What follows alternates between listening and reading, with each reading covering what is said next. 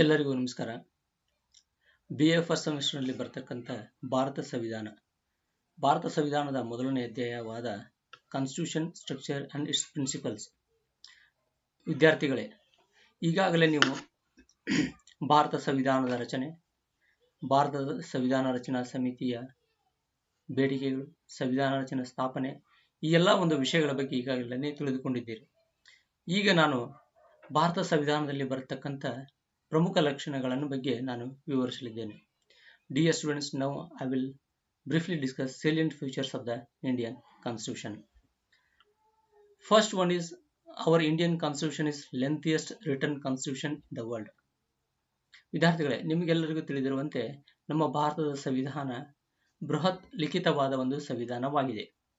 ಏಕೆಂದರೆ ನಮ್ಮ ಭಾರತ ಸಂವಿಧಾನ ಮೂಲತಃವಾಗಿ ನವೆಂಬರ್ 26, 1949ರಂದು ಜಾರಿಗೆ ಬಂದಾಗ ಅದರಲ್ಲಿ ಪೂರ್ವ ಪೀಠಿಕೆ 395 ಪರಿಚ್ಛೇದಗಳು, 22 ಭಾಗಗಳು, 8 ಅನುಚ್ಛೇದಗಳಿದ್ದವು. ಆದರೆ ಪ್ರಸ್ತುತವಾಗಿ ಪೂರ್ವ ಪೀಠಿಕೆ ಸುಮಾರು 450 ಆರ್ಟಿಕಲ್ಸ್ ಹಾಗೂ 24 ಭಾಗಗಳು ಮತ್ತು 12 ಅನುಚ್ಛೇದಗಳನ್ನು ಹೊಂದಿದೆ. ಸೊ ಹೀಗಾಗಿ ನಮ್ಮ ಭಾರತ ಸಂವಿಧಾನ ಒಂದು ಬೃಹತ್ ಲಿಖಿತ ಸಂವಿಧಾನವಾಗಿದೆ. ಈ ಮೇಲಿನ ಅಂಶಗಳು ಅಲ್ಲದೆ ನಮ್ಮ ಭಾರತ ಸಂವಿಧಾನ ಬೃಹತ್ ಲಿಖಿತ ಸಂವಿಧಾನ ಆಗಲಿಕ್ಕೆ ಕೆಲವೊಂದಿಷ್ಟು ಕಾರಣಗಳು ಕೂಡ ಬರ್ತಾವು. ಅದರಲ್ಲಿ ಮೊದಲನೇದಾಗಿ ಜಿಯೋಗ್ರಫಿಕಲ್ ಅಥವಾ ಭೌಗೋಳಿಕ ಅಂಶ. ವಿದ್ಯಾರ್ಥಿಗಳೇ, ನಿಮಗೆಲ್ಲ ತಿಳಿದಿರುವಂತೆ ನಮ್ಮ ಭಾರತ ದೇಶ ಬಹಳಷ್ಟು ವಿಸ್ತಾರವಾದ ದೇಶ. ಇಲ್ಲಿ ಬಹಳಷ್ಟು ಭಾಷೆಗಳು, ಧರ್ಮಗಳು, ಜಾತಿಗಳು, ವೈವಿಧ್ಯತೆಯನ್ನು ನಾವು ನೋಡ್ತೀವಿ. ಯೂನಿಟಿ ಇನ್ ಡೈವರ್ಸಿಟಿ ಅಂತೇಳಿ ನಾವು ಕಾಣ್ತೀವಿ. ಸೊ ಹೀಗಾಗಿ ನಮ್ಮ ಭಾರತ ದೇಶದಲ್ಲಿ ಬರ್ತಕ್ಕಂಥ ಎಲ್ಲಾ ನಾಗರಿಕರ ಒಂದು ಬೇಡಿಕೆಗಳನ್ನು ಪೂರೈಸಿಕೊಳ್ಳಲಿಕ್ಕೆ, ಅವರ ಒಂದು ಆಶೆಗಳನ್ನು ಈಡೇರಿಸಲಿಕ್ಕೆ ಅಂತ ಹೇಳಿದ್ರೆ ನಮಗೆ ಒಂದು ಬೃಹತ್ ಸಂವಿಧಾನದ ಒಂದು ಅವಶ್ಯಕತೆ ಉಂಟಾಯಿತು. ಅದರ ಜೊತೆಗೆ ಹಿಸ್ಟಾರಿಕಲ್ ಅಂಶಗಳು ಅಥವಾ ಐತಿಹಾಸಿಕ ಅಂಶಗಳು ಕೂಡ ನಮ್ದ ಒಂದು ಬೃಹತ್ ಲಿಖಿತ ಸಂವಿಧಾನ ಆಗ್ಲಿಕ್ಕೆ ಕಾರಣ ಆಗ್ತದೆ. ಅದರಲ್ಲಿ ಮುಖ್ಯವಾಗಿ 1935 ಕಾಯ್ದೆಗಳಾಗಿರ್ಬೋದು, ಅಥವಾ ಬ್ರಿಟಿಷರು ಬಂದು ನಮ್ಮ ದೇಶವನ್ನು ಆಳಿರ್ತಕ್ಕಂಥ ಆಗಿರ್ಬೋದು, ಅಥವಾ ನಮ್ಮ ಪೂರ್ವ ಒಂದು ಇತಿಹಾಸವು ಕೂಡ ಹೇಳಿದ್ರೆ ನಮ್ಮ ಒಂದು ಸಂವಿಧಾನ ವಿಸ್ತಾರವಾಗಲಿಕ್ಕೆ ಕಾರಣವಾಗ್ತಿದೆ. ಮತ್ತೊಂದು ಪ್ರಮುಖವಾದ ಅಂಶವೇನಂತ ಹೇಳಿದ್ರೆ ಸಿಂಗಲ್ ಕಾನ್ಸ್ಟಿಟ್ಯೂಷನ್. ಅಂದ್ರೆ ನಮ್ಮಲ್ಲಿ ನಮ್ಮ ಭಾರತದ ಸಂವಿಧಾನದಲ್ಲಿ ಕೇಂದ್ರ ಸರ್ಕಾರ ಮತ್ತು ರಾಜ್ಯ ಸರ್ಕಾರಗಳಿಗೆ ಒಂದೇ ಸಂವಿಧಾನವಿದೆ. ವಿದ್ಯಾರ್ಥಿಗಳೇ, ನಿಮ್ಗೆಲ್ಲ ಗೊತ್ತಿರಬಹುದು, ಈ ಅಮೆರಿಕ ದೇಶ ಆಗಿರ್ಬೋದು, ಸ್ವಿಟ್ಜರ್ಲೆಂಡ್ ದೇಶ ಆಗಿರ್ಬೋದು, ಅಲ್ಲಿ ಕೇಂದ್ರ ಸರ್ಕಾರ ತನ್ನದೇ ಆದಂತಹ ಒಂದು ಪ್ರತ್ಯೇಕವಾದ ಸಂವಿಧಾನ ಹೊಂದಿದೆ. ಅಲ್ಲಿರ್ತಕ್ಕಂಥ ರಾಜ್ಯ ಸರ್ಕಾರಗಳು ಕೂಡ ತಮ್ಮದೇ ಆದಂತಹ ಒಂದು ಪ್ರತ್ಯೇಕವಾದ ಸಂವಿಧಾನವನ್ನು ಹೊಂದಿದೆ. ಆದರೆ ನಮ್ಮ ಭಾರತದ ಸಂವಿಧಾನ ರಚನಾಕಾರರು ಕೇಂದ್ರ ಸರ್ಕಾರ ಮತ್ತು ರಾಜ್ಯ ಸರ್ಕಾರ ಎಲ್ಲ ಸರ್ಕಾರಗಳಿಗೆ ಒಂದೇ ಸಂವಿಧಾನವನ್ನು ನೀಡಿದ್ದಾರೆ. ಹೀಗಾಗಿ ಅಲ್ಲಿ ವಿಸ್ತಾರವಾಗಿ ಅಧಿಕಾರಗಳನ್ನ ವಿಭಜನೆ ಮಾಡುವುದರ ಸಂಬಂಧ ನಮ್ಮ ಭಾರತದ ಸಂವಿಧಾನ ನೋಡ್ರಿ ಬೃಹತ್ ಲಿಖಿತ ಸಂವಿಧಾನ ಆಯ್ತಂತ ಹೇಳ್ಬೋದು. ಎರಡನೇದಾಗಿ ಮತ್ತೊಂದು ಪ್ರಮುಖವಾದ ಲಕ್ಷಣವೇನಂತ ಹೇಳಿದ್ರೆ ಮೋಸ್ಟ್ ಆಫ್ ದ ನಮ್ಮ salient features are drawn from the various sources. See, all of you know that most of our Indian salient features are drawn from different countries. ಉದಾಹರಣೆಗೆ ಏನಪ್ಪಾ ಅಂತ ಹೇಳಿದ್ರೆ ಮೂಲಭೂತ ಹಕ್ಕುಗಳನ್ನ ಅಮೆರಿಕ ದೇಶದ ಸಂವಿಧಾನದಿಂದ ಎರವಲು ಪಡೆಯಲಾಗಿದೆ. ಅದೇ ರೀತಿ ಮೂಲಭೂತ ಕರ್ತವ್ಯಗಳನ್ನ, ಅದೇ ರೀತಿ ರಾಜ್ಯ ನೀತಿ ನಿರ್ದೇಶಕ ತತ್ವಗಳನ್ನ ಐರ್ಲೆಂಡ್ ದೇಶದಿಂದ ಎರವಲು ಪಡೆಯಲಾಗಿದೆ. ಅದೇ ರೀತಿ ಪಾರ್ಲಿಮೆಂಟರಿ ಫಾರ್ಮ್ ಆಫ್ ಗೌರ್ಮೆಂಟ್ ಅನ್ನ ಹೇಳಿದ್ರೆ ಬ್ರಿಟಿಷ್ ಸಂವಿಧಾನದಿಂದ ಎರವಲು ಪಡೆಯಲಾಗಿದೆ. ಸೊ ಹೀಗಾಗಿ ನಮ್ಮ ಭಾರತದ ಸಂವಿಧಾನದಲ್ಲಿರ್ತಕ್ಕಂಥ ಅನೇಕ ಅಂಶಗಳು ಜಗತ್ತಿನೆಲ್ಲ ಬೇರೆ ಬೇರೆ ಪ್ರಮುಖವಾದ ಸಂವಿಧಾನಗಳಿಂದ ನಾವು ಎರವಲು ಪಡೆದಿದ್ದೇವೆ. ಹೀಗಾಗಿ ನಮ್ಮ ಭಾರತ ದೇಶ ಸಂವಿಧಾನ ಏನಿದೆ ನೋಡ್ರಿ ಒಂದು ವಿಸ್ತಾರವಾದ ಸಂವಿಧಾನ ಕೂಡ ಆಗ್ತದೆ. ಇದು ಕೂಡ ಅಂತ ಹೇಳಿದ್ರೆ ನಮ್ಮ ಸಂವಿಧಾನದ ಒಂದು ವಿಶೇಷವಾದ ಲಕ್ಷಣ ಅಂತ ಕೂಡ ಹೇಳಬಹುದೇನು. ಮುಂದುವರೆದು our Indian Constitution has a special feature is like that blend of rigidity and flexibility ಅಂತ ಹೇಳಿ. ಅಂದ್ರೆ ನಮ್ಮ ಭಾರತದ ಸಂವಿಧಾನದ ಲಕ್ಷಣವಾಗಿ ನಮ್ಯ ಮತ್ತು ಅನಮ್ಯ ಅಂಶಗಳಿಂದ ಕೂಡಿದೆ ಅಂತ ಹೇಳ್ಬೋದು. ನಮ್ಮ ಭಾರತದ ಸಂವಿಧಾನದ ಕೆಲವು ಅಂಶಗಳೇನಪ್ಪ ಅಂದ್ರೆ ಸರಳ ಬಹುಮತದಿಂದ ಏನಪ್ಪ ಅಂದ್ರೆ ನಾವು ತಿದ್ದುಪಡಿ ಮಾಡಬಹುದು. ಅದೇ ರೀತಿ ಕೆಲವು ಅಂಶಗಳಂತ ಹೇಳಿ ಏನಪ್ಪ ಅಂದ್ರೆ ತಿದ್ದುಪಡಿ ಮಾಡ್ಬೇಕಂತ ಏನಪ್ಪ ಅಂದ್ರೆ ಸ್ಪೆಷಲ್ ಮೆಜಾರಿಟಿ ಕೂಡ ಏನಪ್ಪ ಅಂದ್ರೆ ಬೇಕಾಗ್ತದೆ ಅಂತ ಹೇಳ್ಬೋದು. ವಿದ್ಯಾರ್ಥಿಗಳೇ, ನಿಮಗೆಲ್ಲ ತಿಳಿದಿರುವಂತ ಹೇಳಿ ಏನಪ್ಪ ಅಂದ್ರೆ ಅಮೆರಿಕದ ಸಂವಿಧಾನ ಅತ್ಯಂತ ತಿದ್ದುಪಡಿ ಮಾಡ್ಲಿಕ್ಕೆ ಏನಪ್ಪ ಅಂದ್ರೆ ಕಠಿಣವಾದ ಸಂವಿಧಾನ ಅಂತ ಏನಪ್ಪ ಅಂದ್ರೆ ಹೇಳ್ತಾರ. ಅದೇ ರೀತಿ ಏನಪ್ಪ ಅಂತ ಹೇಳಿದ್ರೆ ಬ್ರಿಟಿಷ್ ಸಂವಿಧಾನ ಏನಪ್ಪ ಅಂದ್ರೆ ಅತ್ಯಂತ ಸರಳವಾದ ತಿದ್ದುಪಡಿಯ ವಿಧಾನವನ್ನು ಏನಪ್ಪ ಅಂದ್ರೆ ಹೊಂದಿದೆ. ಆದ್ರೆ ನಮ್ಮ ಭಾರತದ ಸಂವಿಧಾನ ಏನಿದೆ ನೋಡ್ರೆ ಅತಿ ಕಠಿಣವಲ್ಲ, ಅತಿ ಸರಳವಲ್ಲದ ಎರಡೂ ಮಧ್ಯದಲ್ಲಿ ಏನಪ್ಪ ಅಂದ್ರೆ ಸಂವಿಧಾನ ತಿದ್ದುಪಡಿಯ ಅಂಶಗಳನ್ನ ಏನಪ್ಪ ಅಂದ್ರೆ ಹೊಂದಿದೆ. ಇದು ಕೂಡ ಒಂದು ಸಂವಿಧಾನದ ಒಂದು ಪ್ರಮುಖ ಲಕ್ಷಣ ಅಂತ ಏನಪ್ಪ ಅಂದ್ರೆ ಹೇಳ್ಬೋದು. ಮುಂದುವರಿದು ನಮ್ಮ ಭಾರತದ ಸಂವಿಧಾನದ ಮತ್ತೊಂದು ಲಕ್ಷಣವೇನಂತ ಹೇಳಿದ್ರಪ್ಪ ಅಂದ್ರೆ ಒಕ್ಕೂಟ ಪದ್ಧತಿ. ವಿದ್ಯಾರ್ಥಿಗಳೇ, ಒಕ್ಕೂಟ ಪದ್ಧತಿಯಲ್ಲಿ ನಿಮಗೆಲ್ಲ ಗೊತ್ತಿರಬಹುದು, ಇಲ್ಲಿ ಅಧಿಕಾರವನ್ನ ಕೇಂದ್ರ ಸರ್ಕಾರ ಮತ್ತು ರಾಜ್ಯ ಸರ್ಕಾರದ ನಡುವೆ ಏನಪ್ಪ ಅಂದ್ರೆ ವಿಭಜನೆ ಮಾಡಿರ್ತಾರ. ಅಂತ ಒಂದು ವ್ಯವಸ್ಥೆ ಏನೇನಪ್ಪ ಅಂದ್ರೆ ಒಕ್ಕೂಟ ಪದ್ಧತಿ ಅಂತ ಹೇಳಿ ಏನಪ್ಪ ಅಂದ್ರೆ ಕರೀತಾರೆ. ಅದೇ ರೀತಿ ಏನಪ್ಪ ಅಂದ್ರೆ ಏಕಾತ್ಮಕ ಪದ್ಧತಿಯಲ್ಲಿ ಏನಪ್ಪ ಅಂದ್ರೆ ಅಧಿಕಾರಗಳು ಎಲ್ಲವೂ ಏನಪ್ಪ ಅಂದ್ರೆ ಕೇಂದ್ರ ಸರ್ಕಾರದಲ್ಲಿ ಕೇಂದ್ರೀಕೃತವಾಗಿರ್ತಾವ.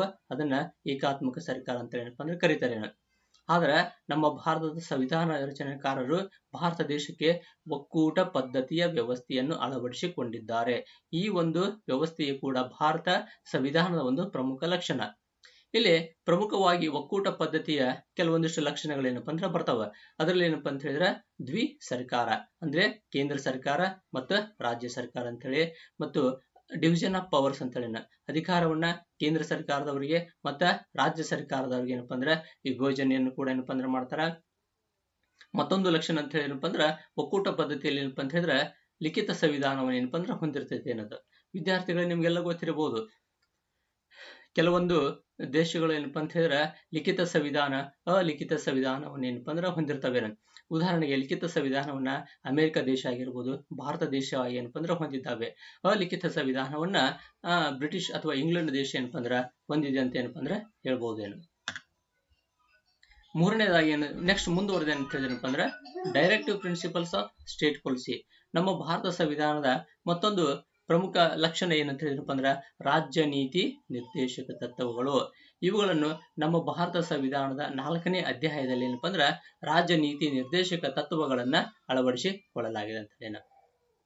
ಇವುಗಳು ಸಂವಿಧಾನದ 36ನೇ ವಿಧಿಯಿಂದ 51ನೇ ವಿಧಿಯವರೆಗೆ ರಾಜ್ಯ ನೀತಿ ನಿರ್ದೇಶಕ ತತ್ವಗಳ ಬಗ್ಗೆ ಏನಪ್ಪ ಅಂದ್ರೆ 4ನೇ ಅಧ್ಯಾಯದಲ್ಲಿ ವಿವರಿಸಲಾಗಿದೆ. ಈ ರಾಜ್ಯ ನೀತಿ ನಿರ್ದೇಶಕ ತತ್ವಗಳು ಸಮಾಜವಾದಿ ತತ್ವದ ಆಧಾರದ ಮೇಲೆ, ಗಾಂಧಿಯ ತತ್ವದ ಆಧಾರದ ಮೇಲೆ ಮತ್ತು ಉದಾರ ನೀತಿಯ ತತ್ವ ಆಧಾರದ ಮೇಲೆ ರಾಜ್ಯ ನೀತಿ ನಿರ್ದೇಶಕ ತತ್ವಗಳೇನಪ್ಪ ಅಂದ್ರೆ ವಿಂಗಡಿಸಲಾಗಿದೆ ಅಂತ ಏನಪ್ಪ ಅಂದ್ರೆ ಹೇಳ್ಬೋದು. ಇದರಲ್ಲಿ ಪ್ರಮುಖವಾಗಿ ಏನಪ್ಪ ಅಂತ ಹೇಳಿದ್ರೆ ಆರ್ಗನೈಸೇಷನ್ ಆಫ್ ವಿಲೇಜ್ ಪಂಚಾಯತ್ ಆಗಿರ್ಬೋದು, ಅಥವಾ ಸಾರ್ವಜನಿಕ ಆಸ್ತಿಗಳನ್ನ ರಕ್ಷಣೆ ಮಾಡುವುದಾಗಿರ್ಬೋದು, ಅಥವಾ ಸಾರ್ವಜನಿಕ ಸಂಪತ್ತನ್ನ ರಕ್ಷಣೆ ಮಾಡುವುದಾಗಿರ್ಬೋದು, ಹೀಗೆ ಅನೇಕ ರಾಜ್ಯ ನೀತಿ ನಿರ್ದೇಶಕ ತತ್ವಗಳನ್ನ ಏನಪ್ಪ ಅಂತ ಹೇಳಿದ್ರೆ ನಮ್ಮ ಭಾರತದ ಸಂವಿಧಾನದಲ್ಲಿ ಅಳವಡಿಸಿ ಏನಪ್ಪ ಅಂದ್ರೆ ಕೊಳ್ಳಲಾಗ್ತಾರೆ. ಇದು ಕೂಡ ಏನಪ್ಪ ಅಂದ್ರೆ ನಮ್ಮ ಭಾರತ ಸಂವಿಧಾನದ ಒಂದು ಪ್ರಮುಖ ಲಕ್ಷಣ ಅಂತ ಏನಪ್ಪ ಅಂದ್ರೆ ಹೇಳ್ಬೋದು. ವಿದ್ಯಾರ್ಥಿಗಳು, ಇನ್ನೊಂದು ಮುಖ್ಯ ಅಂಶವೇನಂತ ಹೇಳಿದ್ರಪ್ಪ ಅಂದ್ರೆ ಇಲ್ಲಿ ರಾಜ್ಯ ನೀತಿ ನಿರ್ದೇಶಕ ತತ್ವಗಳನ್ನ ಒಂದು ವೇಳೆ ಉಲ್ಲಂಘನೆ ಮಾಡಿದಾಗ ನಾವು ನ್ಯಾಯಾಲಯದ ಮೊರೆ ಅಥವಾ ನ್ಯಾಯಾಲಯದ ಮೂಲಕ ಪಡಿಲಿಕ್ಕೆ ಏನಪ್ಪ ಅಂದ್ರೆ ಆಗೋದಿಲ್ಲ. ಅದೇ ರೀತಿ ಮೂಲಭೂತ ಹಕ್ಕುಗಳ ಉಲ್ಲಂಘನೆ ಆದವು ಅಂತ ಏನಪ್ಪ ಅಂದ್ರೆ ನಾವು ನ್ಯಾಯಾಲಯದ ಮೂಲಕ ಏನಪ್ಪ ಅಂದ್ರೆ ರಕ್ಷಣೆ ಏನಪ್ಪ ಅಂದ್ರೆ ಪಡಿಬಹುದೇನು. ಮುಂದುವರಿದು ನಮ್ಮ ಭಾರತ ಸಂವಿಧಾನದ ಮತ್ತೊಂದು ಲಕ್ಷಣ ಅಂತ ಹೇಳಿದಪ್ಪ ಅಂದ್ರೆ it's A sovereign socialist secular ಮತ್ತು ಡೆಮೋಕ್ರೆಟಿಕ್ ರಿಪಬ್ಲಿಕ್ ಸ್ಟೇಟ್ ಅಂತ ಹೇಳಿ ಏನಪ್ಪ ಅಂದ್ರೆ ಕರೀತಾರೆ. ಇದನ್ನು ಸಂವಿಧಾನದ 1976ರಲ್ಲಿ ಸಂವಿಧಾನದ 42ನೇ ತಿದ್ದುಪಡಿಯ ಮೂಲಕ ನಮ್ಮ ಭಾರತ ದೇಶವನ್ನ ಸಾರ್ವಭೌಮತ್ವ, ಸಮಾಜವಾದ, ಜಾತ್ಯತೀತ ಪ್ರಜಾಪ್ರಭುತ್ವ ರಾಜ್ಯ ಅಂತೇಳಿ ಏನಪ್ಪ ಅಂದ್ರೆ ಅಳವಡಿಸಿಕೊಳ್ಳಲಾಗುತ್ತದೆ. ಮೂಲತಃ ನಮ್ಮ ಸಂವಿಧಾನ ಜಾರಿಗೆ ಬಂದಾಗ ಈ ಅಂಶಗಳೇನಪ್ಪ ಅಂದ್ರೆ ಇರಂಗಿಲ್ಲ ಅಂತ ಹೇಳಿ. ಸಾಮಾನ್ಯವಾಗಿ ನೋಡ್ರಿ, ನಮ್ಮ ಭಾರತ ದೇಶ ಜಾತ್ಯತೀತ ರಾಷ್ಟ್ರ. ಅಂದ್ರೆ ಜಾತ್ಯತೀತ ರಾಷ್ಟ್ರ ಅಂತ ಏನಪ್ಪ ಅಂದ್ರೆ ಇಲ್ಲಿ ಯಾವುದೇ ಧರ್ಮದ ಆಧಾರದ ಮೇಲೆ ಭೇದ ಭಾವ ಮಾಡದೆ ಎಲ್ಲಾ ಧರ್ಮದವರನ್ನು ಸಮಾನವಾಗಿ ನೋಡಿಕೊಳ್ಳುವುದಕ್ಕೆ ಏನಪ್ಪ ಅಂತ ಹೇಳಿದ್ರೆ ಜಾತ್ಯತೀತ ಅಂತ ಹೇಳಿ ಏನಪ್ಪ ಅಂದ್ರೆ ಕರೀತಾರೆ. ನಮ್ಮ ಭಾರತ ದೇಶದಲ್ಲಿ ಹಿಂದೂ ಧರ್ಮ ಆಗಿರ್ಬೋದು, ಇಸ್ಲಾಂ ಧರ್ಮ ಆಗಿರ್ಬೋದು, ಕ್ರಿಶ್ಚಿಯನ್ ಧರ್ಮ ಆಗಿರ್ಬೋದು, ಬೌದ್ಧ, ಗಾಂಧಿಯನ್ ಬಹಳಷ್ಟು ಧರ್ಮಗಳದಾವ. ಆದ್ರೆ ನಮ್ಮ ಭಾರತ ಸರ್ಕಾರ ಎಲ್ಲಾ ಧರ್ಮದವರಿಗೆ ನೋಡ್ರಿ ಸಮಾನ ಅವಕಾಶಗಳನ್ನ ಒದಗಿಸಿ ಏನಪ್ಪ ಅಂದ್ರೆ ಕೊಡ್ತದ ಅಂತೇಳಿ. ಸೊ ಈ ಒಂದು ಅಂಶವು ಕೂಡ ನಮ್ಮ ಭಾರತ ಸಂವಿಧಾನದ ಒಂದು ಪ್ರಮುಖ ಲಕ್ಷಣವಾಗಿದೆ ಅಂತ ಏನಪ್ಪ ಅಂದ್ರೆ ಹೇಳ್ಬೋದು. ಮುಂದುವರಿದು ನಮ್ಮ ಭಾರತ ಸಂವಿಧಾನದ ಮತ್ತೊಂದು ಪ್ರಮುಖ ಲಕ್ಷಣವೇನೆಂದರೆ ಫಂಡಮೆಂಟಲ್ ಡ್ಯೂಟೀಸ್ ಅಥವಾ ಮೂಲಭೂತ ಕರ್ತವ್ಯಗಳು. ವಿದ್ಯಾರ್ಥಿಗಳೇ, ಈ ಮೂಲಭೂತ ಕರ್ತವ್ಯಗಳು ನಮ್ಮ ಭಾರತ ಸಂವಿಧಾನ ಜಾರಿಗೆ ಬಂದಾಗ ಮೂಲಭೂತ ಕರ್ತವ್ಯಗಳೇನಪ್ಪ ಅಂದ್ರೆ ಇರಲಿಲ್ಲ. ಆದರೆ ಈ ಮೂಲಭೂತ ಕರ್ತವ್ಯಗಳನ್ನ ಸ್ವರ್ಣ ಸಿಂಗ್ ಸಮಿತಿಯ ಒಂದು ಶಿಫಾರಸಿನ ಮೇರೆಗೆ 42ನೇ ಸಂವಿಧಾನ ತಿದ್ದುಪಡಿಯ ಮೂಲಕ ನಮ್ಮ ಭಾರತದ ಸಂವಿಧಾನದಲ್ಲಿ ಏನಪ್ಪ ಅಂದ್ರೆ ಸೇರಿಸಲಾಗ್ತದೆ ಅನ್ನೋದು. ಈ ಮೂಲಭೂತ ಕರ್ತವ್ಯಗಳನ್ನ ಭಾರತ ಸಂವಿಧಾನದ 4ನೇ ಅಧ್ಯಾಯ ಎ ಭಾಗದಲ್ಲಿ ಏನಪ್ಪ ಅಂದ್ರೆ ಸೇರಿಸಲಾಗಿದೆ. ಅದರಲ್ಲಿ 51A ವಿಧಿಯ ಮೂಲಕ ಮೂಲಭೂತ ಕರ್ತವ್ಯಗಳನ್ನ ಏನಪ್ಪ ಅಂದ್ರೆ ವಿವರಿಸಲಾಗ್ತದೆ. ಅದರಲ್ಲಿ ಪ್ರಮುಖವಾಗಿ ನಿಮಗೆಲ್ಲರಿಗೂ ತಿಳಿದಿರುವಂತೆ ಮೂಲಭೂತ ಕರ್ತವ್ಯಗಳಾದ ರಾಷ್ಟ್ರ ಧ್ವಜವನ್ನ ಗೌರವಿಸುವುದು, ಸಂವಿಧಾನವನ್ನ ಗೌರವಿಸುವುದು, ನಮ್ಮ ರಾಷ್ಟ್ರ ಸ್ವತಂತ್ರಕ್ಕಾಗಿ ಹೋರಾಡಿದಂತ ಧುರೀಣರನ್ನ ನೀತಿಗಳನ್ನ ಏನಪ್ಪ ಅಂದ್ರೆ ಗೌರವ, ಅವರೆಲ್ಲರಿಗೂ ಗೌರವವನ್ನು ಸಮರ್ಪಿಸುವುದು ಏನಪ್ಪ ಅಂತ ಹೇಳಿದ್ರೆ ಮೂಲಭೂತ ಕರ್ತವ್ಯಗಳಲ್ಲಿ ಏನಪ್ಪ ಅಂದ್ರೆ ಪ್ರಮುಖವಾಗಿ ಏನಪ್ಪ ಅಂದ್ರೆ ಬರ್ತಾವ. ಸೊ ಇದು ಕೂಡ ಒಂದು ನಮ್ಮ ಭಾರತದ ಸಂವಿಧಾನದ ಒಂದು ಪ್ರಮುಖ ಲಕ್ಷಣ ಅಂತ ಏನಪ್ಪ ಅಂದ್ರೆ ಹೇಳ್ತಾರೆ. ಮತ್ತೊಂದು ನಮ್ಮ ಭಾರತದ ಸಂವಿಧಾನದ ಪ್ರಮುಖ ಲಕ್ಷಣ ಏನಂತ ಹೇಳಿದ್ರಪ್ಪ ಅಂದ್ರೆ ಪಾರ್ಲಿಮೆಂಟರಿ ಫಾರ್ಮ್ ಆಫ್ ಗೌರ್ಮೆಂಟ್, ಅಥವಾ ಇದನ್ನೇನಪ್ಪ ಅಂತ ಹೇಳಪ್ಪ ಅಂದ್ರೆ ಪಾರ್ಲಿಮೆಂಟರಿ ಫಾರ್ಮ್ ಆಫ್ ಗೌರ್ಮೆಂಟ್ ಅಂತ ಹೇಳಿ. ಆಮೇಲೆ ಮುಂದುವರೆದೇನಪ್ಪ ಅಂದ್ರೆ ಮತ್ತೊಂದು ಲಕ್ಷಣ ಅಂತ ಹೇಳೇನಪ್ಪ ಅಂದ್ರೆ ಇಂಡಿಪೆಂಡೆಂಟ್ ಜುಡಿಷರಿ, ನಮ್ಮ ನ್ಯಾಯಾಂಗ ವ್ಯವಸ್ಥೆ. ನೋಡ್ರಿ, ನಮ್ಮ ಭಾರತದ ನ್ಯಾಯಾಂಗ ವ್ಯವಸ್ಥೆ ಇದೆಯಲ್ಲ, ಇದು ಅತ್ಯಂತ ಸುಭದ್ರವಾದ ಒಂದು ನ್ಯಾಯಾಂಗ ವ್ಯವಸ್ಥೆ ಅಂತ ಹೇಳಿ ಏನಪ್ಪ ಅಂದ್ರೆ ಕರೀತಾರೆ. ಏನಂತ ಹೇಳಿದ್ರೆ ಇಲ್ಲಿ ಕೇಂದ್ರ ಸರ್ಕಾರಗಳಿಗೆ, ರಾಜ್ಯ ಸರ್ಕಾರಗಳೇನಪ್ಪ ಅಂದ್ರೆ ಒಂದೇ ನ್ಯಾಯಾಂಗ ವ್ಯವಸ್ಥೆ ಏನಪ್ಪ ಅಂದ್ರೆ ಅಳವಡಿಸಿಕೊಳ್ಳಲಾಗಿದೆ. ಇಲ್ಲಿ ಸರ್ವೋಚ್ಚ ನ್ಯಾಯಾಲಯ ಏನಿದೆ ನೋಡ್ರಿ, ಇದು ನಮ್ಮ ಭಾರತ ದೇಶದ ಅತಿ ಸರ್ವೋಚ್ಚ ನ್ಯಾಯಾಲಯವಾಗಿದೆ. ಆಮೇಲೆ ರಾಜ್ಯಗಳು ತಮ್ಮದೇ ಆದಂತ ಒಂದು ಉಚ್ಚ ನ್ಯಾಯಾಲಯಗಳನ್ನು ಕೂಡ ಏನಪ್ಪ ಅಂದ್ರೆ ಹೊಂದಿದ್ದಾವೆ. ಆ ಉಚ್ಚ ನ್ಯಾಯಾಲಯದ ಅಧೀನ ನ್ಯಾಯಾಲಯಗಳಾಗಿ ಜಿಲ್ಲಾ ನ್ಯಾಯಾಲಯಗಳು, ತಾಲೂಕು ನ್ಯಾಯಾಲಯಗಳು ಕೂಡ ಏನಪ್ಪ ಅಂದ್ರೆ ಸೇವೆಯನ್ನು ಸಲ್ಲಿಸ್ತಾವ ಅಂತ ಹೇಳಿ. ಇಲ್ಲಿ ನಮ್ಮ ಭಾರತದ ಸಂವಿಧಾನ ನ್ಯಾಯಾಂಗಕ್ಕೆ ವಿಶೇಷ ಒಂದು ಸ್ಥಾನಮಾನವನ್ನು ಏನಪ್ಪ ಅಂದ್ರೆ ನೀಡಿದಂತೆ ಏನಪ್ಪ ಅಂದ್ರೆ ಹೇಳ್ಬೋದು. ಇದು ಪಾರ್ಲಿಮೆಂಟರಿ ಫಾರ್ಮ್ ಆಫ್ ಗೌರ್ಮೆಂಟ್ ಒಳಗೆ ಏನಪ್ಪ ಅಂತ ಹೇಳಿದ್ರೆ ಕಾರ್ಯಾಂಗವು ಶಾಸಕಾಂಗದಿಂದ ಸೃಷ್ಟಿಯಾಗಿ ಶಾಸಕಾಂಗಕ್ಕೆ ಜವಾಬ್ದಾರಿಯಾಗಿರ್ತದೆ. ನೋಡ್ರಿ, ಅದನ್ನೇನಪ್ಪ ಅಂದ್ರ ಪಾರ್ಲಿಮೆಂಟರಿ ಫಾರ್ಮ್ ಆಫ್ ಗೌರ್ಮೆಂಟ್ ಅಂತ ಕರೀತಾರ. ಅದೇ ರೀತಿ ಪ್ರೆಸಿಡೆಂಟಿಯಲ್ ಗೌರ್ಮೆಂಟ್ ಅಂತ ಹೇಳಿದ್ರಪ್ಪ ಅಂದ್ರ ಇಲ್ಲಿ ಶಾಸಕಾಂಗ, ಕಾರ್ಯಾಂಗ ಮತ್ತು ನ್ಯಾಯಾಂಗವು ಏನಪ್ಪ ಅಂದ್ರ ಪ್ರತ್ಯೇಕವಾಗಿ ಕಾರ್ಯವನ್ನ ನಿರ್ವಹಿಸ್ತಿರ್ತಾವ. ಇದನ್ನ ಡಿವಿಷನ್ ಆಫ್ ಪವರ್ಸ್ ಅಂತ ಕೂಡ ಏನಪ್ಪ ಅಂದ್ರೆ ಕರೀತಾರೆ ಅಂತ ಹೇಳಿ. ಸೊ ಈ ಅಂಶಗಳು ಕೂಡ ಏನಪ್ಪ ಅಂದ್ರೆ ನಮ್ಮ ಭಾರತದ ಸಂವಿಧಾನದ ಒಂದು ಪ್ರಮುಖ ಲಕ್ಷಣಗಳಂತ ಏನಪ್ಪ ಅಂದ್ರೆ ಹೇಳ್ಬಹುದೇನು. ನಮ್ಮ ಭಾರತದ ಸಂವಿಧಾನ ಮತ್ತೊಂದು ಪ್ರಮುಖ ಇಟ್ಸ್ ವೆರಿ ಇಂಪಾರ್ಟೆಂಟ್ ಲಕ್ಷಣ ಏನಂತ ಏನಪ್ಪ ಅಂದ್ರೆ ಫಂಡಮೆಂಟಲ್ ರೈಟ್ಸ್ ಅಥವಾ ಮೂಲಭೂತ ಕರ್ತವ್ಯಗಳಂತ ಹೇಳಿ. ನೋಡ್ರಿ ವಿದ್ಯಾರ್ಥಿಗಳ, ಈ ಮೂಲಭೂತ ಕರ್ತವ್ಯಗಳನ್ನ ನಮ್ಮ ಭಾರತ ದೇಶದ ಸಂವಿಧಾನ ರಚನಾಕಾರರು ಅಮೆರಿಕ ದೇಶದ ಸಂವಿಧಾನದಿಂದ ಎರವಲು ಏನಪ್ಪ ಅಂದ್ರೆ ಪಡೆಯಲಾಗಿದೆ. ಈ ಮೂಲಭೂತ ಕರ್ತವ್ಯಗಳನ್ನ ಭಾರತ ಸಂವಿಧಾನದ 3ನೇ ಅಧ್ಯಾಯದಲ್ಲಿ ಏನಪ್ಪ ಅಂದ್ರೆ ಅಳವಡಿಸಿಕೊಳ್ಳಲಾಗಿದೆ ಅಂತ ಏನಪ್ಪ ಅಂದ್ರೆ ಹೇಳ್ಬೋದು. ಈ ಭಾರತೀಯ ಸಂವಿಧಾನದ 12ನೇ ವಿಧಿಯಿಂದ 35ನೇ ವಿಧಿಯವರೆಗೆ ಮೂಲಭೂತ ಕರ್ತವ್ಯಗಳ ಬಗ್ಗೆ ಏನಪ್ಪ ಅಂದ್ರೆ ವಿವರಿಸಲಾಗಿದೆ.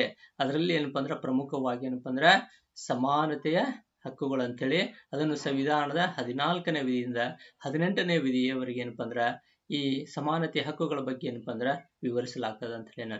ಅದೇ ರೀತಿ ಏನಪ್ಪ ಅಂದ್ರೆ ಸ್ವಾತಂತ್ರ್ಯದ ಹಕ್ಕುಗಳನ್ನ ಏನಪ್ಪ ಅಂದ್ರೆ ಸಂವಿಧಾನದ 19ನೇ ವಿಧಿಯಿಂದ ಸಂವಿಧಾನದ 22ನೇ ವಿಧಿಯವರೆಗೆ ಏನಪ್ಪ ಅಂದ್ರೆ ಸ್ವಾತಂತ್ರ್ಯದ ಹಕ್ಕುಗಳ, ಮೂಲಭೂತ ಹಕ್ಕುಗಳ ಬಗ್ಗೆ ಏನಪ್ಪ ಅಂದ್ರೆ ವಿವರಿಸಲಾಗ್ತದೆ. ಅದೇ ರೀತಿ ಏನಪ್ಪ ಅಂದ್ರೆ ಶೋಷಣೆಯ ವಿರುದ್ಧದ ಹಕ್ಕುಗಳನ್ನ ಏನಪ್ಪ ಅಂತ ಹೇಳಿದ್ರೆ ಸಂವಿಧಾನದ 23 ಮತ್ತು 24ನೇ ವಿಧಿಯಲ್ಲಿ ಏನಪ್ಪ ಅಂದ್ರೆ ವಿವರಿಸಲಾಗ್ತದೆ ಅಂತ ಏನಪ್ಪ ಅಂದ್ರೆ ಹೇಳ್ಬೋದು. ಮುಂದುವರೆದು right to freedom of religion ಅಂತ ಹೇಳಿ ಅಂದ್ರೆ ಧಾರ್ಮಿಕ ಸ್ವಾತಂತ್ರ್ಯದ ಬಗ್ಗೆ ಏನಪ್ಪ ಅಂದ್ರೆ ಸಂವಿಧಾನದ 25ನೇ ವಿಧಿಯಿಂದ ಸಂವಿಧಾನದ 28ನೇ ವಿಧಿಯವರೆಗೆ ಧಾರ್ಮಿಕ ಸ್ವಾತಂತ್ರ್ಯದ ಮೂಲಭೂತ ಹಕ್ಕುಗಳ ಬಗ್ಗೆ ಏನಪ್ಪ ಅಂದ್ರೆ ವಿವರಿಸಲಾಗ್ತದ. ಈ ಎಲ್ಲಕ್ಕಿಂತ ಮುಖ್ಯವಾಗಿ ಏನಪ್ಪ ಅಂದ್ರೆ ಕಾನ್ಸ್ಟಿಟ್ಯೂಷನಲ್ ರೆಮಿಡಿ ಅಥವಾ ಸಂವಿಧಾನ ಪರಿಹಾರೋಪಾಯದ ಹಕ್ಕು, ಅದನ್ನ ಸಂವಿಧಾನದ 32ನೇ ವಿಧಿಯಲ್ಲಿ ಏನಪ್ಪ ಅಂದ್ರೆ ವಿವರಿಸಲಾಗ್ತದ. ಸೊ ಈ ಮೂಲಭೂತ ಒಂದು ಹಕ್ಕುಗಳು ಕೂಡ ಏನಪ್ಪ ಅಂತ ಹೇಳಿದ್ರೆ ನಮ್ಮ ಭಾರತ ಸಂವಿಧಾನದ ಒಂದು ಪ್ರಮುಖ ಲಕ್ಷಣಗಳಂತ ಏನಪ್ಪ ಅಂದ್ರೆ ಹೇಳ್ಬೋದು. ಮತ್ತೊಂದು ನಮ್ಮ ಭಾರತ ಸಂವಿಧಾನದ ಲಕ್ಷಣವೇನಂತ ಹೇಳಿದ್ನಪ್ಪ ಅಂದ್ರೆ ಏಕತೆ ನಾಗರಿಕತ್ವ ಅಥವಾ ಸಿಂಗಲ್ ಸಿಟಿಜನ್ಶಿಪ್ ಅಂತ ಏನಪ್ಪ ಅಂದ್ರೆ ಹೇಳ್ಬೋದು.